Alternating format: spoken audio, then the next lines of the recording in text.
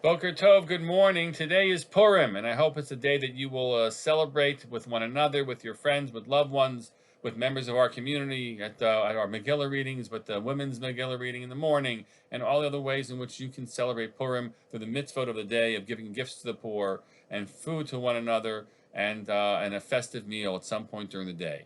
I want to focus our attention on one more teaching of Megillat Esther, and it was somehow it just seems so poignant for our period.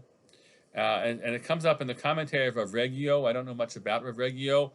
I should have looked him up, but he's one of the more lengthy and exploratory commentaries on Megillat Esther. And he has a very interesting read about the letters that were sent by Haman. If you follow carefully, there were the letters detailing the destruction of the Jews was sent to satraps, governors, and officers.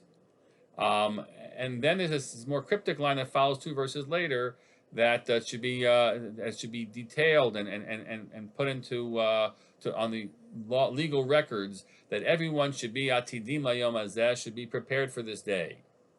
And so he contends the following: that the Amcha, the regular folks, the regular neighbors of any Jew, were not the ones who were going to be getting this message of attack against the people of the Jews of the Persian Empire.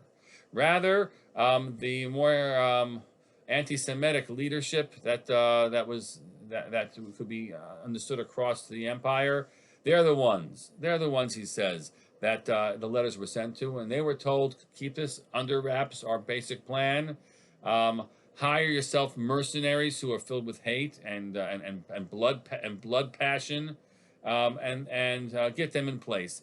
And obviously, people will see that there is activity happening. They don't know what it's about, so you'll just tell them that, well, there is a danger being posed to us from the outside. There are enemies of the king that we are worried about, and there's going to be an action of some kind on the 13th of Adar. And so that was basically what was going to happen. The Cossacks would be brought in to fight the Jews of the time. And of course, V'nahafochu, it was turned around, and those who sought to control and bring about the demise of the Jews were the ones it was turned against.